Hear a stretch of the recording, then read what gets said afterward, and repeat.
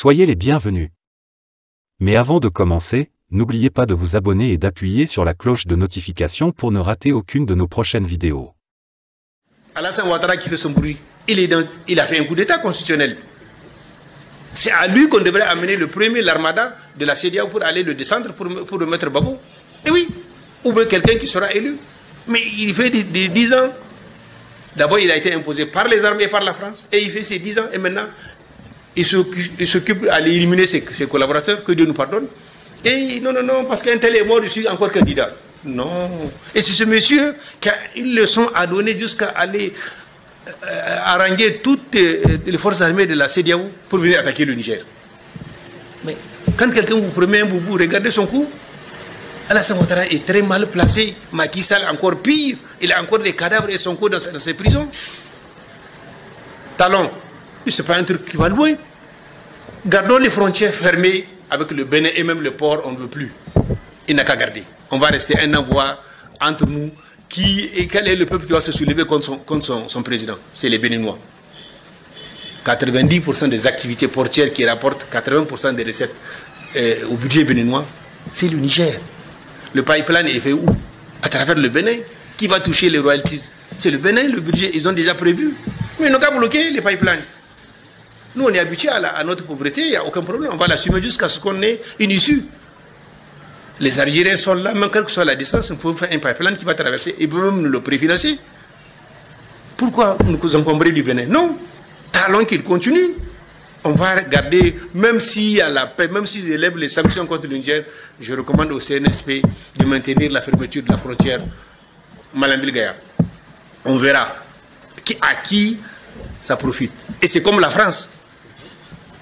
Mais on va aller à l'essentiel. Aujourd'hui, il faut refonder le Niger. On va aller à l'essentiel. Et les mines là, uranium ou pas, ou autres, on va les mettre sur la coupe de l'État. On verra comment les Français vont faire dire qu'ils ont puissance nucléaire. L'ambassadeur de France devient un délinquant français au Niger. Terminé. Si la police le ramasse de n'importe quel couloir, il est venu sans visa, il n'a plus de visa. Il n'a plus le droit de séjour ou de rester. Macron peut dire ce qu'il veut. Ce n'est pas une histoire de munitions. Non. C'est une histoire de droit international. Le respect, il y a un minimum. Les relations d'État à État ne sont pas liées à la présence de tel ou tel gouvernement. L'Italie a aujourd'hui un premier ministre d'extrême droite. Et c'est pour ça que maintenant, tous ceux qui ont les relations avec l'Italie, qui ne veulent pas de l'extrême droit, vont quitter l'Italie. Non. Et au Niger, on peut avoir un président bleu ou blanc ou rouge ou n'importe quoi. Mais ce n'est pas à la France de nous dire qui est nouveau comme président. On a dit que l'ambassadeur et les forces armées françaises ne sont plus les bienvenus au Niger. Ou ils prennent acte, ou ils seront considérés comme des délinquants, ou une force d'invasion. Et une force d'invasion, si nous n'avons pas les armes pour faire face, nous allons chercher un partenaire qui va nous aider à les faire partir, ces gens-là. L'Ukraine est là-bas, la France n'a qu'à envoyer ses militaires pour défendre l'Ukraine. C'est un pays européen. Qu'ils envoient les troupes françaises là, avec leurs armes nucléaires face à Poutine. C'est mieux pour eux que de rester avec des gens qu'ils considèrent toujours comme les derniers de la planète. Or, c'est nous qui entretenons la France. Le Niger peut être un Eldorado pour l'ensemble de l'Afrique de l'Ouest et même de l'Afrique, si on a des dirigeants conscients. Le problème que nous avons confié notre sort à des théoriciens aventuriers. Et c'est pendant 12 ans. Et c'est à ça, voilà le résultat.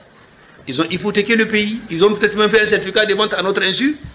Mais que Macron se rassure, les Nigériens, les vrais Nigériens ont repris les choses en main et qu'il n'est pas question qu'on recule. Ils peuvent tous nous enterrer, mais il n'est pas question de reculer d'un pouce. Les Français vont partir du Niger. Macron a beau gesticuler, il n'y a pas d'autre issue que de quitter le Niger. La France, maintenant, ce n'est pas seulement entre le Niger et la France. C'est l'Afrique entière qui a vomi la France et son système. Donc, Macron a un choix. En voulant s'attaquer coûte que coûte au Niger, Wallah, il perdra la face. Il nous a assez exploité, il nous a assez escroqué. Comme l'État français a assez pris au Niger.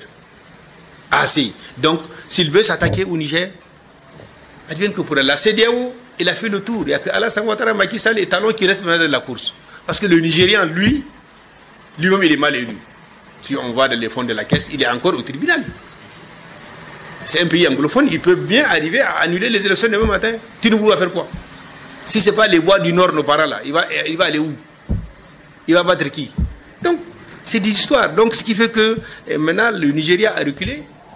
Et la France sera obligée de plier bagage. Maintenant, s'ils veulent, on va réouvrir. Après, il faut nationaliser quoi, tout ce qu'on a comme minerai, y compris l'uranium. On va arriver à une période où il faut renégocier, recréer des sociétés pour gérer.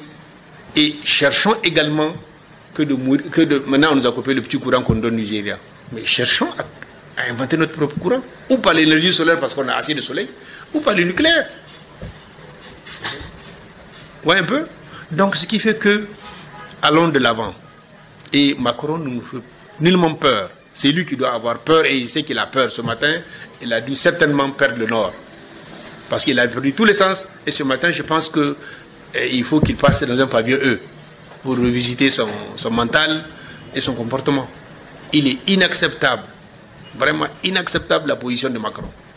Et les Français doivent vraiment, les militaires français qui sont au Niger, et l'ambassadeur, ce n'est plus l'ambassadeur, l'ancien ambassadeur, s'il reste au-delà les conventions militaires, qu'on a avec les accords militaires et de défense qu'on a avec la France, ils sont tous dénoncés. Donc, chacun a une date limite. Si c'est 30 jours, 60 jours, ils doivent s'apprêter à faire leur bagage, négocier avec le pouvoir actuel pour trouver une issue de sortie. Qui se rappelle en 1974, moi je faisais partie des jeunes militaires qui ont fait le coup d'État de 1974. Nous les avions accompagnés 30 jours après la prise du pouvoir de cette condition, nous les avons raccompagnés jusqu'à Kanchari. Il y a encore de jeunes gens prêts à les accompagner jusqu'à Kanchari ou par Malanville, puisque c'est Malanville qui est leur fief maintenant. Ce n'est plus le Burkina. Donc on va les accompagner jusqu'à Malanville. Mais qui ne s'entêtent pas à vouloir rester. Ça ne sert à rien, ils doivent partir et ils savent qu'ils doivent partir.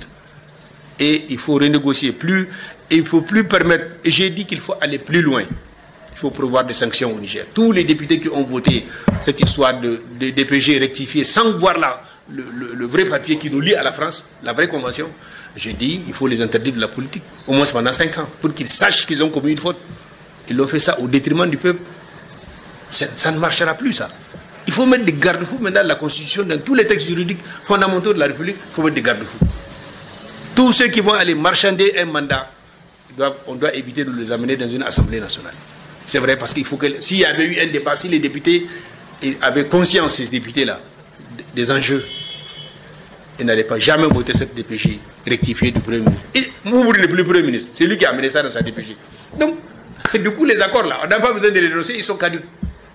Il y a un nouveau Premier ministre qui est là. Lui, il n'a même pas besoin d'une DPG, il continue sa vie. Donc, c'est fini, c'est déjà caduc. Déjà, le fait que...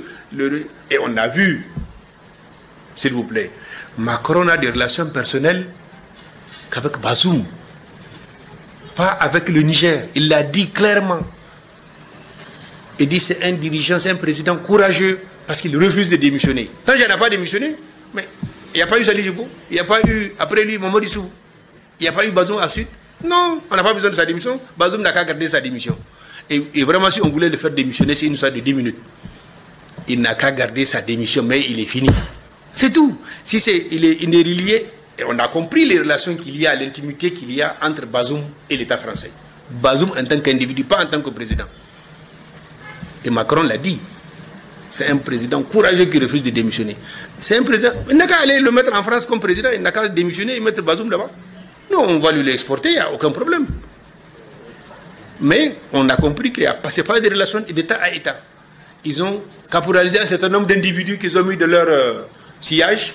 Et ces sillages-là, c'est les meilleurs. Voilà, c'est tout pour cette vidéo. Si elle vous a plu, n'oubliez pas de mettre un like et de vous abonner si ce n'est pas encore fait. Sur ce, merci et à très bientôt.